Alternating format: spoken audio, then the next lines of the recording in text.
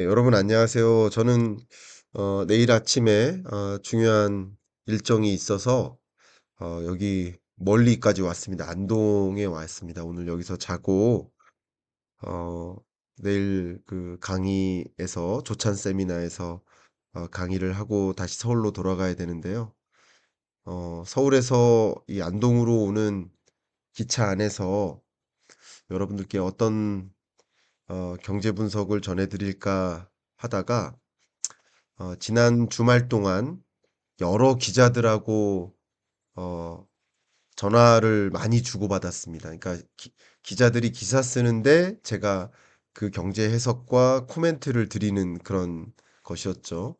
그래서 지금부터 방송 기사 하나, 두 건의 신문 기사, 이 세 개의 기사를 가지고 여러분들께 제가 드렸던 그 코멘트와 그 내막, 그리고 더 구체적인 그 기사의 해석, 이런 것을 도와드리는 시간을 가져보도록 하겠습니다.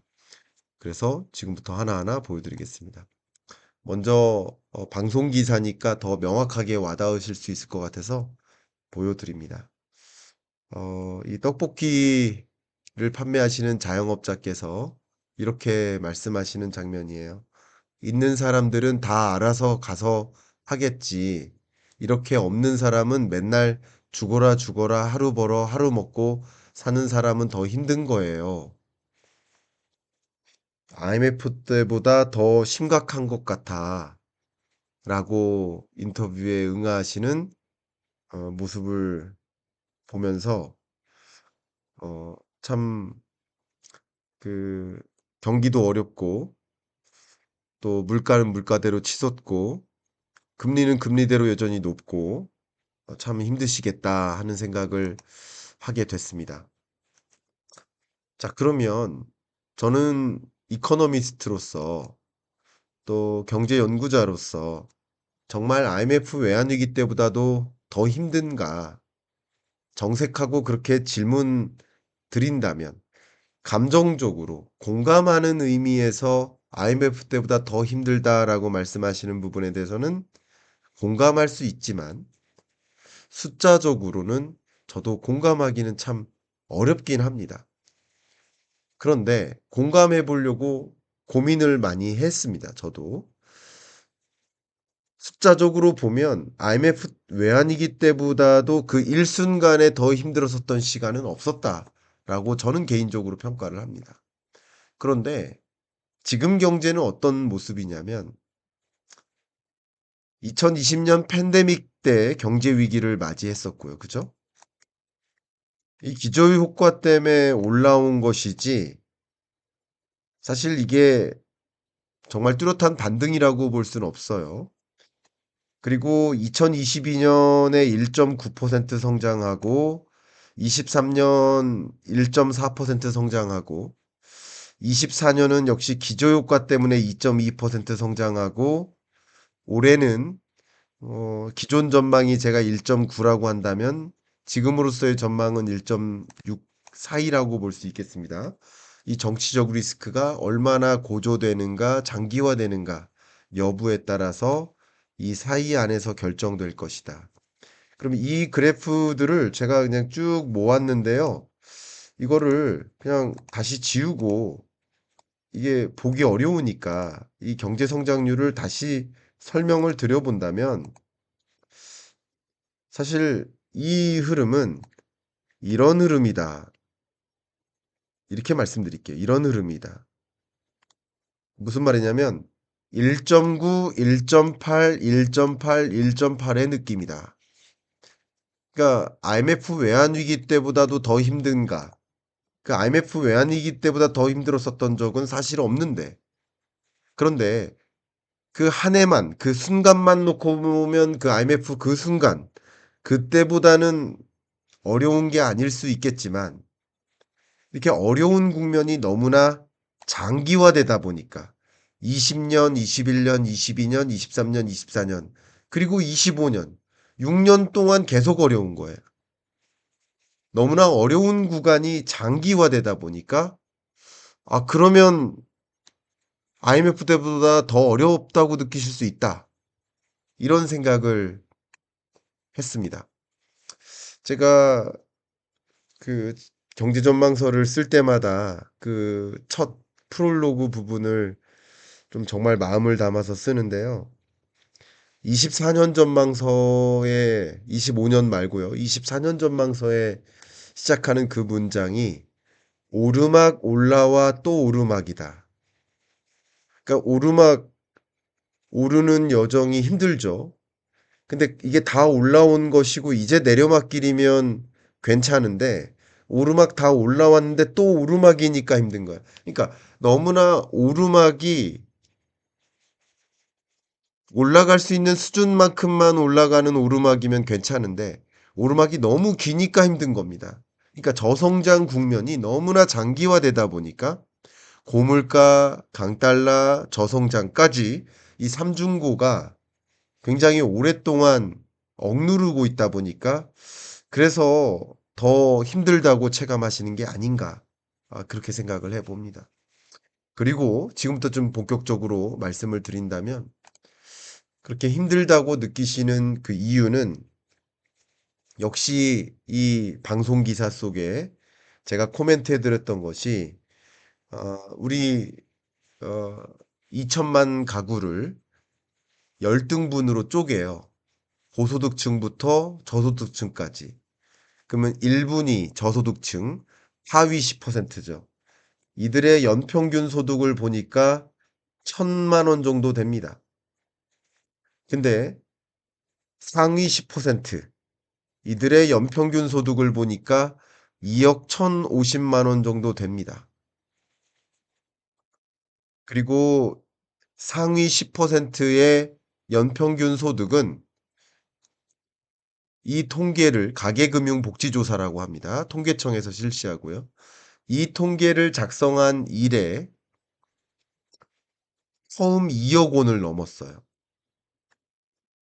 그리고 이 상위 10%와 하위 10%의 차이값, 그 차이값도 역사상 처음으로 2억 원을 초과했습니다. 최대치인 거예요. 그러니까 잘 사는 사람은 잘 살고 그렇기 때문에 사실 모두가 어렵다라고 느끼는 건 아니겠지만 평균적으로는 잘 사는 것처럼 보일 수도 있겠지만 절대적으로 하위 10% 혹은 많게는 30%까지는 어, 너무나 높은 고물가와 고금리에 정말 힘들다. 이렇게 표현을 해볼게요. 또 소득 상위 10%의 자산도 보면 앞에 말씀드렸던 것은 소득입니다. 앞에 말씀드렸던 것은 소득 양극화인 거예요. 고소득층과 저소득층 간의 소득 격차가 벌어진다라는 것을 말씀드린 거고 지금 말씀드린 것은 자산 격차입니다. 상위 10%의 자산가들과 하위 10%의 자산 이들을 나눴을 때 소득 상위 10%의 평균 자산은 16억 3천만 원이고 하위 10%의 자산은 1억 2천만 원이더라. 그래서 그 둘 격차가 15억 원 이상으로 났다라는 겁니다. 사실 제가 얼마 전에도 북리뷰를 해드리면서 이 부분에 대해서 좀 설명을 드렸었던 바가 있었는데요. 구조적으로 보면 상위 10%가 우리나라 전체 자산의 대략 60%를 차지합니다. 상위 10%가 대략 60%를.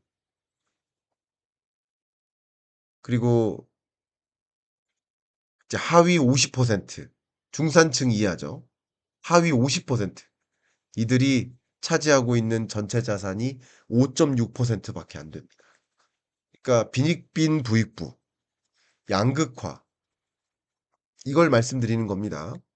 그러면 제가 이 방송 기사에서 뭐라고 코멘트를 해드렸냐? 살짝 보여드리면 물가 상승세가 높기 때문에 실질 소득이 저소득층의 경우 감소하잖아요. 그 부족분을 메꾸는 방식 중에 하나가 부채에 의존하는 것이고, 그러니까 자산 가치가 쪼그라드는 거죠라고 표현한 부분이 있습니다. 그 부분을 지금부터 그래프를 가지고 설명드리겠습니다. 제가 자주 말씀드려요. 물가 상승률이 정점을 찍고 떨어지긴 하지만 이건 물가 상승률이 떨어지는 거지 물가 상승률이 마이너스를 찍는 건 아니에요. 여전히 2% 수준인 거예요. 그렇죠? 물가 상승률이 마이너스를 찍는 건 아니다. 그러니까 물가와 물가 상승률은 다르다라고 말씀드린 게 바로 이 부분인데, 물가로서 제가 그래프를 표현하면 이렇습니다. 소비자 물가. 소비자 물가의 레벨로 표현해 본다면 2020년의 물가가 100이라고 가정한다면 지금 24년 끝자락 현재 소비자 물가는 약 113, 4에 와 있다. 100에 비하면.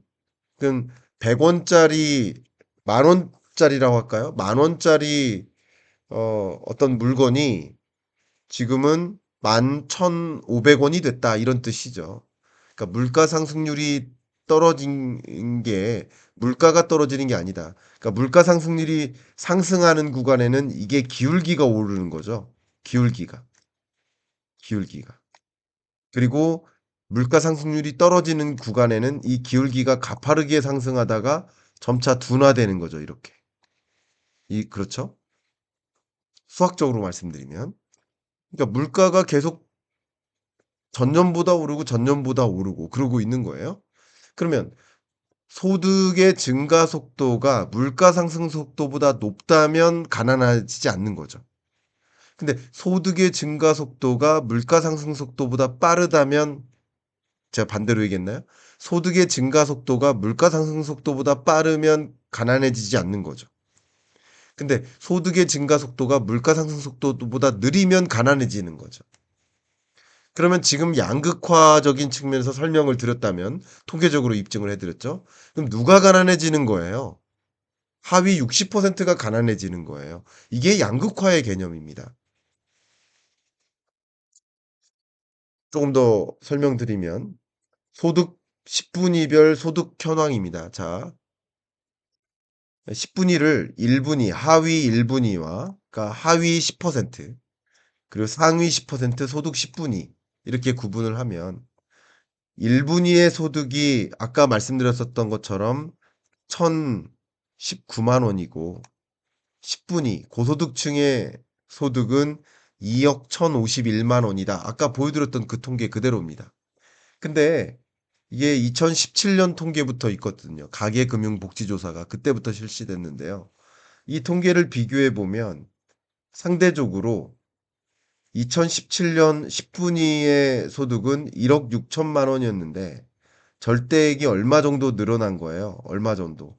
앞에 두 자리만 갖고 계산해 보면 5천만 원 정도 늘어난 거예요. 그죠? 2017년에서 24년 동안 7년 동안 5천만 원 정도가 늘어났는데 1분위 10분위 고소득층은 근데 1분위 저소득층은 약 400만 원이 안 늘어난 거죠. 300 350만 원 는 거죠. 그러니까 10분위 고소득층이 5천만 원 정도 소득이 늘어나는 동안 1분위 저소득층의 소득은 400만 원도 350만 원 늘어난 거예요. 350만 원도 안 되네요. 그죠? 그러니까 이게 소득의 양극화가 나타난 겁니다. 그리고 그 소득을 제 15분 경제특강 그 책을 통해 그 경제 입문을 하신 분은 아시겠지만 소득은 크게 네 가지가 있다. 경제학적으로 소득은 네 가지밖에 없어요. 첫 번째가 근로소득, 두 번째가 사업소득, 세 번째가 재산소득, 네 번째가 이전소득, 네 가지의 소득밖에 없습니다. 그러니까 뭐 임대소득, 뭐 임대소득은 사업소득의 일부예요. 불로소득, 불로소득 그런 것은 경제학적 용어가 아니죠. 예.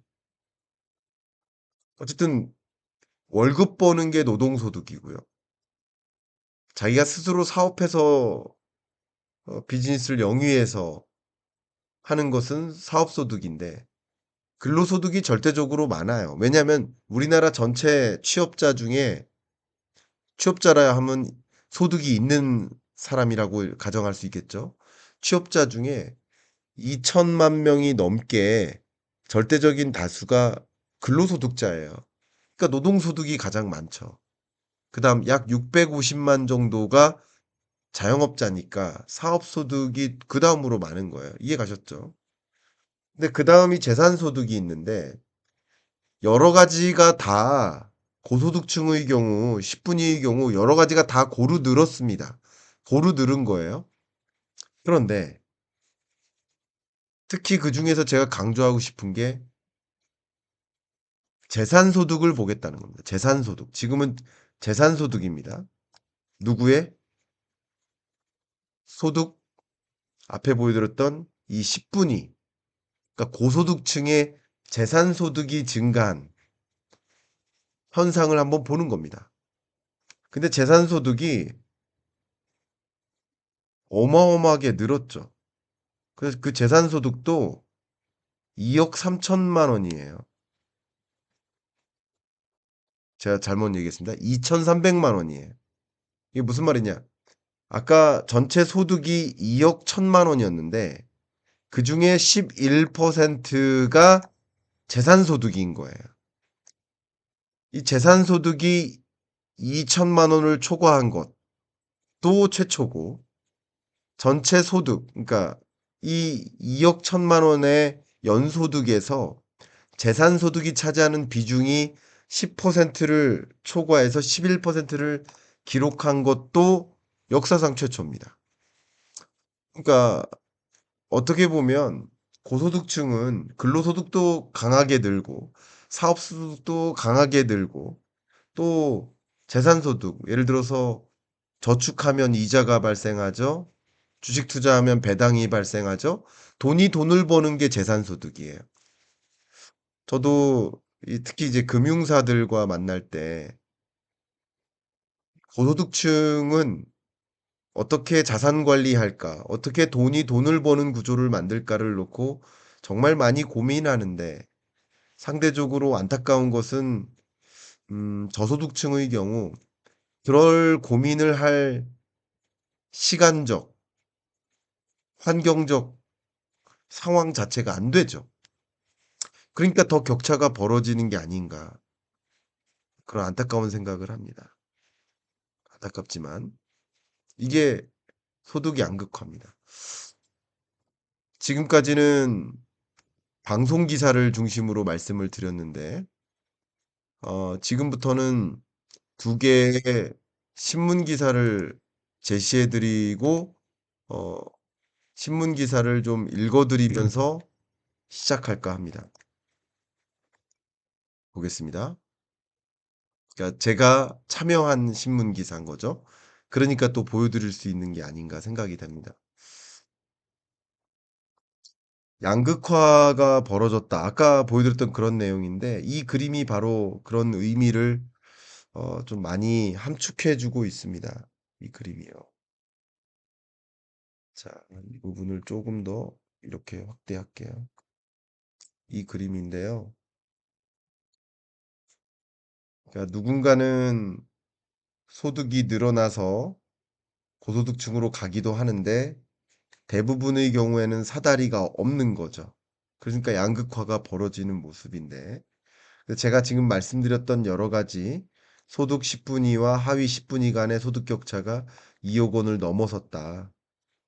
자산 격차는 10억 원 이상으로 벌어졌다. 그 이야기를 했고요. 특히 재산 소득은 전년보다 459만 원 정도 급증해서 소득 증가를 주도했다. 이 부분 중요한 얘기예요. 근데 이게 왜 약이 됐느냐?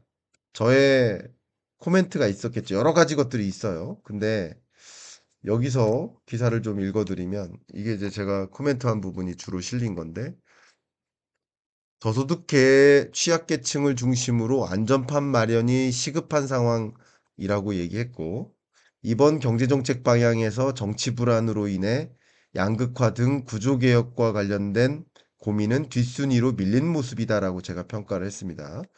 그러면서 구조적, 장기적으로 고민할 숙제를 미루다 보면 해결할 수 없게 된다.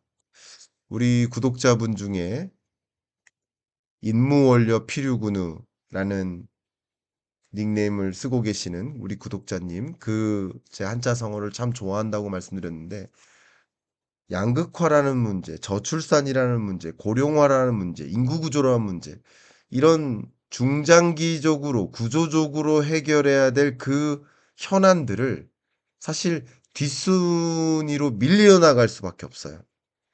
당장 지금 감당해야 될 현안들이 무겁기 때문에. 그 얘기를 한 겁니다. 숙제를 지금 미루고 있는 거야. 근데 미루다 보면 영원히 해결할 수 없는 거예요. 임무원료 필요구는 가까이, 그러니까 멀리 있는 일이라고 해서 그것에 대응하지 않으면 반드시 가까운 데서 화가 있다라는 의미죠. 정치적 리스크나 대외적으로 시급한 사안도 중요하지만 제가 양손잡이라고 표현했습니다. 양손잡이처럼 구조적으로 풀어야 할 과제에 관한 고민도 이어가야만 한다. 그리고 또 한 가지 여러분 충격적인 사실은 두 번째, 세 번째죠. 이제 세 번째 기사를 읽어드리겠습니다. 세 번째 기사입니다. 그러니까 하나의 방송 기사, 두 개의 신문 기사입니다. 근데 이 세 가지 기사가 그 네이버에 검색을 해보면 정말 많이 났어요. 예, 그래서 오늘 그 부분에 대해서 꼭 말씀드리고 싶었습니다. 기업도 양극화다. 대기업 생산 2015년 이래로 최고이고 중소기업은 최악이다. 자, 그리고 제가 이 부분을 연결지었는데 이렇기 때문에 대중소기업의 양극화가 있기 때문에 소득 양극화가 있다라고 제가 이 기자분들한테 코멘트를 해드렸거든요. 우리 민경락 기자님이 정말 훌륭한 기사 쓰시는 기자님이세요. 제가 친분이 있다고 해서 말씀드린 게 아니라 정말 훌륭한 그 고민하는 기사를 쓰는 분이세요. 그러다 보니까 이제 저랑 전화 통화를 많이 합니다. 정말 훌륭한 기사 쓰시는 분이세요. 중소기업들의 제조업 생산이 내수가 안 좋으니까 2년째 감소하는데 대기업들은 오히려 수출 호황이니까 오히려 늘어나는 거죠. 그러니까 낙수 효과가 웬 말이냐라는 거죠. 그런 것을 이 그림으로 표현해 보면 이래요. 대기업들은 빛을 보는데 강달러라는 빛을 보는데 중소기업들은 그 빛을 보지 못해요. 왜 그러냐? 그 부분을 설명드려 보고자 합니다. 당분간 소비 심리는 위축되고 고환율 기조는 또 유지되다 보니까 대기업과 중소기업 간의 온도차가 심해지는 것인데, 자, 이, 이게 통계가 집계된 이래로 또 최대치에 해당된다. 그 부분을 좀 구체적으로 볼 수는 있겠지만, 제가 오늘 말씀드리고 싶은 것은 제 커멘트인데요. 자, 고환율과 불확실성 등으로 올해는 대기업과 중소기업 간 영업이익 격차가 더 벌어질 수 있는 상황이다. 대기업, 중소기업 근로자 간의 소득 격차로 이어질 수 있다. 작년 대기업, 중소기업 간 생산 격차가 극명한 대비를 이룬 것으로 확인되면서 현 정부가 낙수 효과를 좀 강조했는데 그 부분에 대한 회의론도 커질 수 있겠다. 또 저뿐만 아니라 저보다 훨씬 저는 비교도 안 되는 정말 훌륭한 경제학자죠. 네덜란드 경제학자 잉그리드 로베인스 너무 유명하신 분이죠. 부의 제한선이라는 책의 저자이시고요. 낙수 효과가 사실 실체가 없다라는 걸 증명도 했었습니다. 자, 그러면 이제 기사는 그만 보여드리고 지금부터는 자료를 보여드리면서 또 말씀드리겠습니다. 드려보고자 합니다. 이게 무슨 이야기가 더 담겨 있는지. 원달러 환율이 어 1,400원대를 기록한 게 굉장히 오래됐습니다.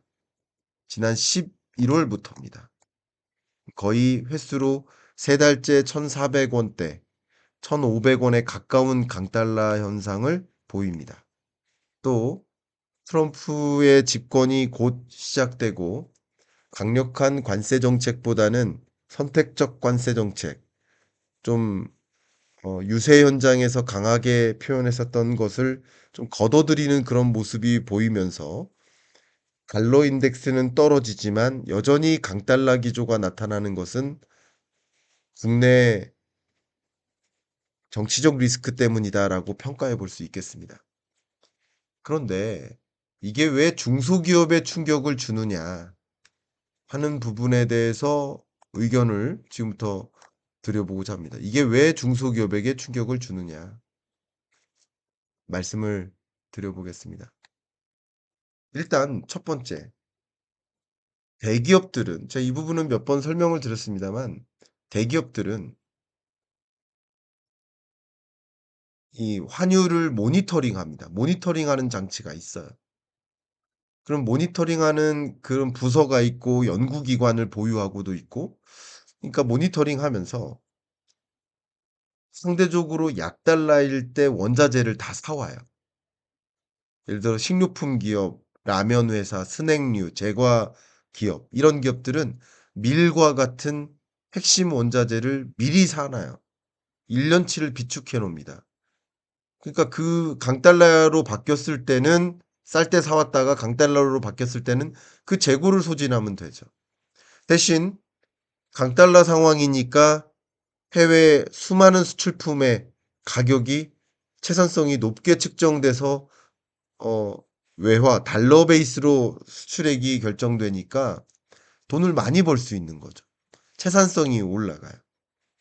근데 국내 중소기업은 우리나라의 산업 구조가 물론 수출하는 중소기업들도 있지만 기본적인 전체 밸류 체인의 그림을 그려보면 중소기업들은 부품과 원자재, 장비를 생산하는 기업이고 그 부품, 장비, 원자재를 누구한테 공급해요? 대기업에게 공급하는 구조예요. 그러니까 달러 베이스로 매출이 일어나는 게 아니죠. 근데 물가는 치솟으니까 비용 인상 인플레를 안 만들기 위해서 또 가격 압력을 받겠죠. 그런데 하물며 중소기업들은 모니터링 장치도 없고 강달러 환경일 때 비싸게 돈을 주고 사 와서 납품하는 꼴이 되는 거예요. 제가 가장 안타까운 일을 말씀드릴게요. 제가 몇 번 사례를 들어 드렸었습니다만 저희 채널의 구독자이신 제가 가까이 알고 지내는 분 한 분이 어 서빙 로봇을 수입하는 수입 업체입니다. 근데 중소기업이니까 서빙 로봇을 수입해다가 그것을 필요로 하는 고객은 보통 대기업이겠죠. 서빙 로봇을 사는 기업은 대기업이겠죠. 공공기관이겠죠. 그러니까 소위 말하는 갑의 역할이겠죠. 근데 1년 동안 서빙 로봇을 몇 개 공급하겠다라고 계약을 세워요. 근데 그 계약을 세웠을 당시에는 환율이 1,300원이었어요. 근데 정작 11월, 12월 되니까 환율이 치솟아서 그 계약한 가격에 물건을 맞출 수가 없어요. 1,300원에 물건을 사 와서 서빙 로봇을 사 와서 납품하면 그 단가를 맞출 수 있는데 지금 1,450원으로 됐는데 울며 겨자 먹기로 비싼 강달러를 지불해 가면서 사는 거죠.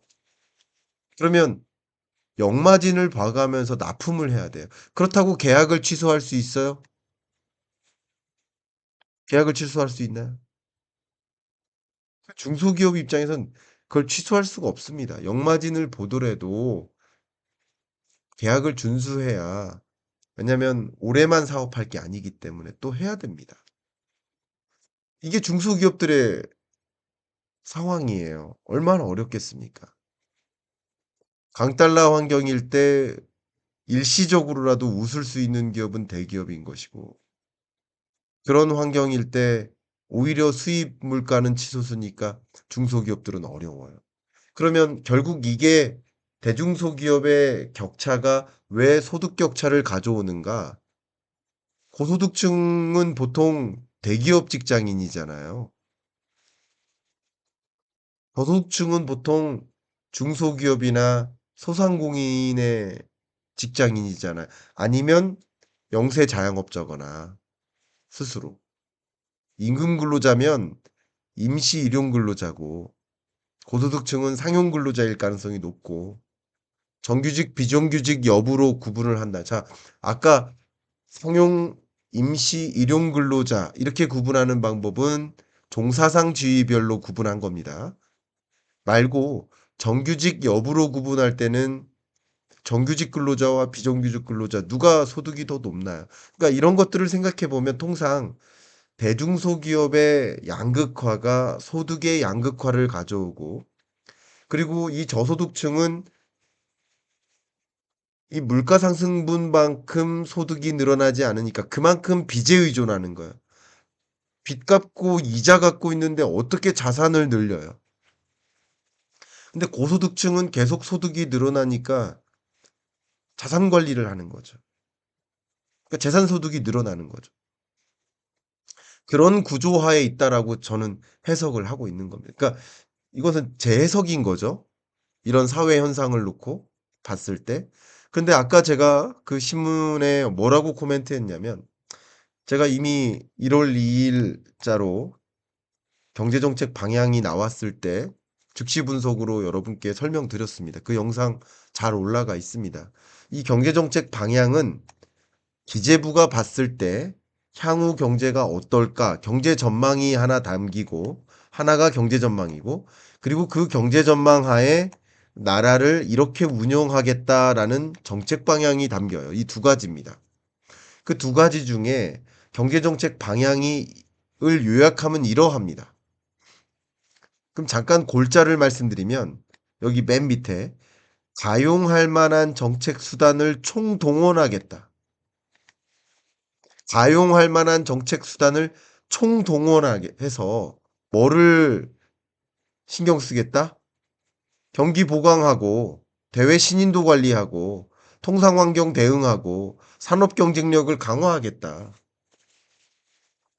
그래서 경제를 최대한 안정적으로 관리하겠다. 이게 경제정책 방향이에요. 가용할 만한 정책 수단을 총동원해서 이 얘기를 해석해 본다면 이 네 가지 외에는 신경 쓸 틈이 없다라는 거죠. 그래서 이 네 가지를 조금 더 확대하면 이러한데 그 경제정책 방향 안에 소위 한번 보세요. 저출산, 인구구조 변화에 대응, 또 앞에 말씀드렸던 양극화, 소득격차 확대, 자산 격차 확대 이런 구조적인 문제에 대응하려는 대응 정책은 안 나와 있죠. 여러분 보시기에도.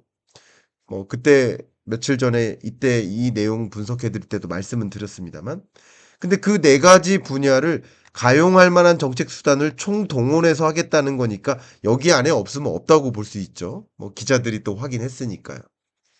바로 이겁니다. 제가 말씀드리는 게. 그러니까 이게 정책 공백이 발생하는 겁니다. 이런 것들이.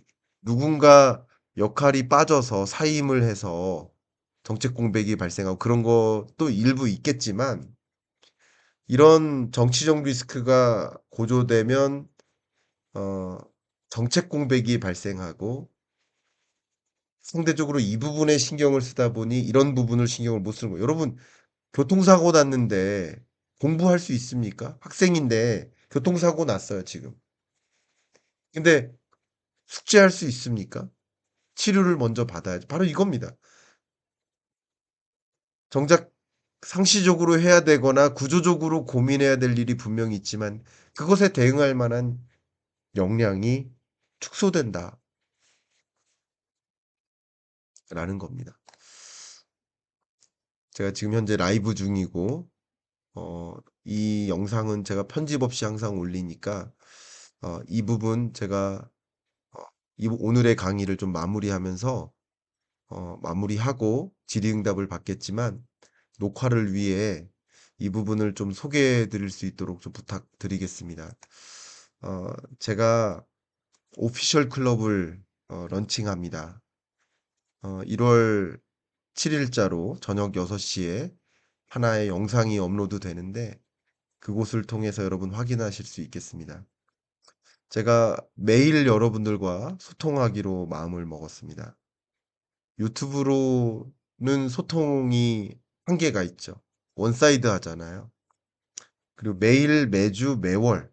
그러니까 매일은 하루하루 어떤 정보를 전달해 드린다든가, 그냥 아침에 편안하게 인사도 전해 드리고, 또 매주 일주일에 한 번씩 여러분께 어, 강의를 좀 해드릴 생각입니다.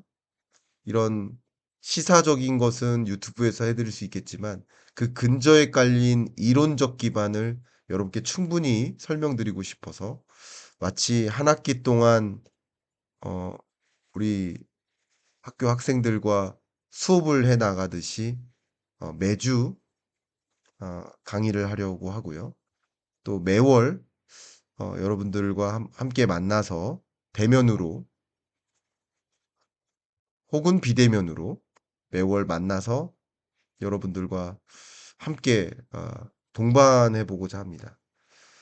경제가 너무나 흔들리고 대내외적으로 흔들리는 이런 경제 속에서 이 오피셜 클럽을 만들어서 함께 그런 방향성을 같이 잡아 나가는 경기 판단을 하는 데 있어서 흔들림 없이 할 수 있도록 하는 그런 클럽을 만들고자 했습니다. 이름은 거창한데 저는 이것을 기획한 회사에게 오피셜 클럽 말고 기숙사 어떻습니까? 이렇게 표현했었거든요. 마치 기숙사처럼, 하숙집처럼.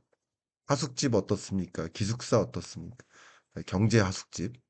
근데 제 의견을 의견이 수용이 안 됐습니다.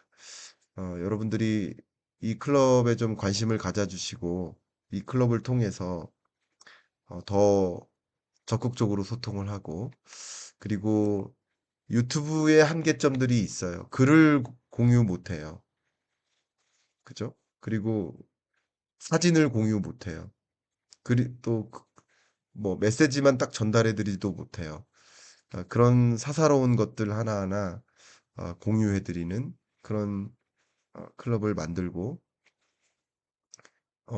그리고 구독자분들은 오늘 처음 구독하시는 분도 계시고 100명일 때부터 구독하셨던 분도 계신데 그 100명일 때부터 구독하셨던 분들께는 물가와 물가 상승률이 다르다라는 말씀을 정말 10,000번 이상 듣게 제가 실수를 범하는 것 같기도 하다라는 생각도 들어서 어 수업을 한 학기 동안 이끌어 가듯이 이 클럽을 통해서 계속 차곡차곡 쌓아 나가면 어떨까 그런 생각으로 준비를 했으니까 관심 있으신 분들 어 고정 댓글 상단에 있는 링크로 확인해 봐 주시길 바라겠습니다. 이상 녹화 마무리하겠습니다. 감사합니다.